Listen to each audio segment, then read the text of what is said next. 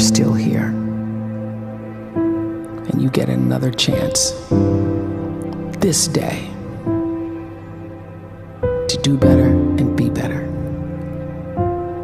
Another chance to become more of who you were created and what you were created to fulfill.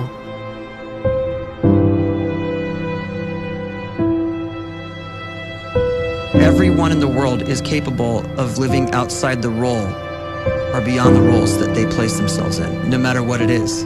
You're not just a dad, you're not just a banker, you're not just a brother or a son or a convict. It doesn't matter. Like, everyone is bigger, much bigger, infinitely bigger than the roles they place themselves in, and is capable of reaching potential greater than anything they could imagine.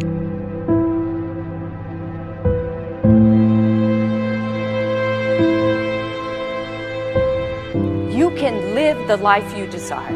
It's right there in front of you.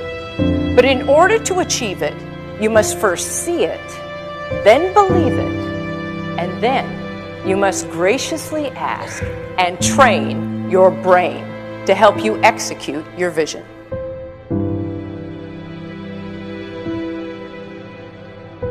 So when you start to focus and you delete distraction from your life, and you start to get seriously invested in doing one thing staggeringly well, and you practice that one thing over and over, a term to think about is mundanity. You do one simple, seemingly insignificant thing every day around your main skill, and it's very mundane, but small daily improvements over time lead to world-class results.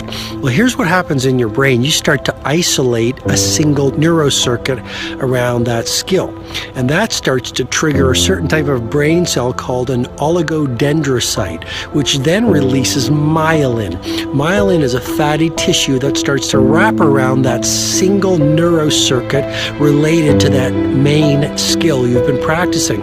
And when myelin starts to wrap around the brain circuit, what happens is you have accelerated learning times, you can see more quickly, heightened perception, and you'll learn more quickly. And that is really the quote-unquote secret of the great producers. It's not a result of some natural gift, but their daily practice, their relentlessness and their grit, their work ethic, and their singular focus and sacrifice.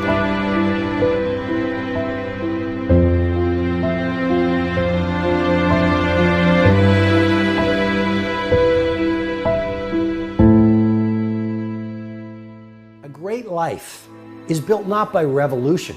A great life is built by evolution. Small and steady wins the race. What you do every day is far more important than what you do once every decade. I want you to really think about that idea. What you do every day is simply your life in miniature. And as you live every single day, so you're crafting your life. What you do over the next hours is really building your future.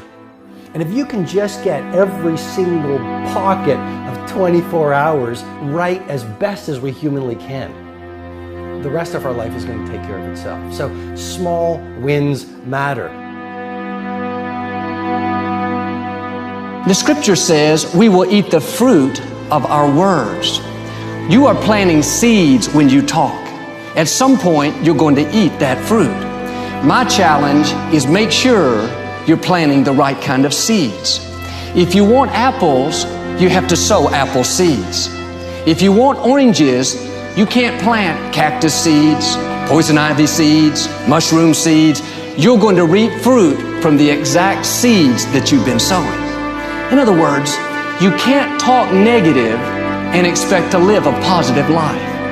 You can't talk defeat and expect to have victory.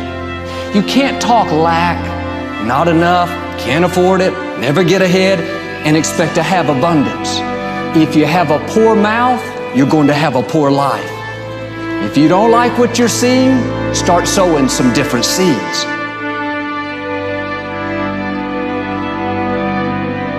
We may not realize it, but we're always feeding ourselves.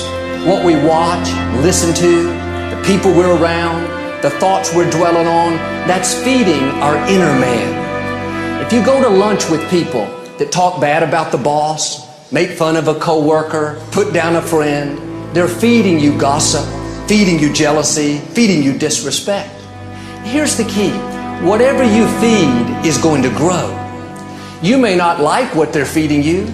You're a nice person. But if you continue to hang around them, before long, you'll be gossiping.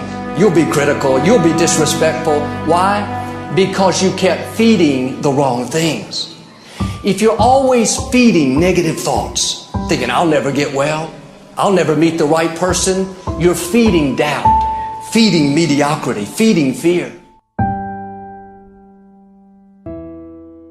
If you know exactly what you want to be, you need to spend as much time with people that are actually that already.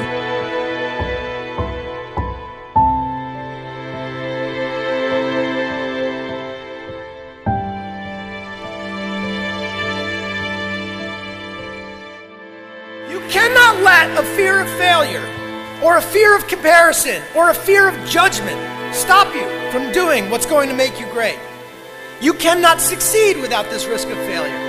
You cannot have a voice without the risk of criticism. And you cannot love without the risk of loss. You must go out and you must take these risks.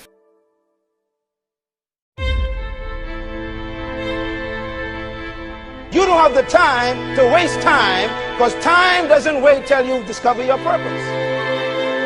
If you don't know why you was born, time is still moving. And if you discover your purpose at 90 years old, it's too late.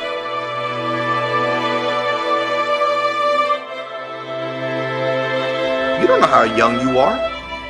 What if you die in 2 years? You're pretty old right now. You got 2 years left. And if you're 50 years old and you're feeling discouraged, well, remember the advice about planting a tree. When's the best time to plant a tree? 20 years ago or today? So if you're 50 and you feel like life left you behind, well, get started right now. Better late than never. Better late than never. Don't think about time and age so much. It gets people distracted. When the whole world's distracted, you be focused.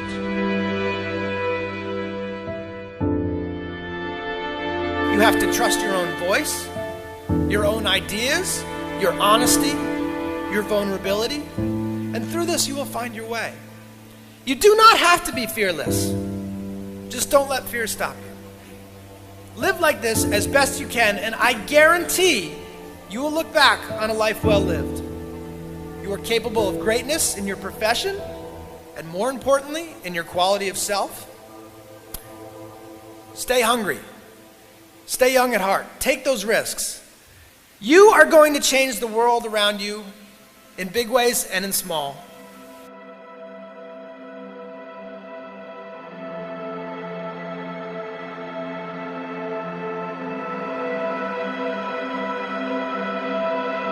But see, anybody, if you want to, can go searching for a good plan, pick it, and start working it. And sure enough, as the time passes, as it surely will 5 years from now, 10 years from now, then you'll be winding up wearing what you want to wear, driving what you want to drive, living where you want to live, become what you want to become. But now's the time to fix the next 10 years. And who can? Anybody.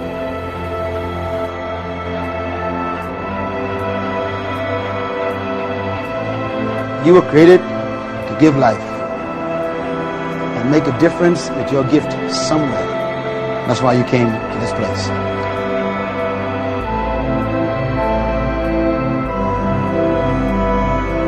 You want to improve?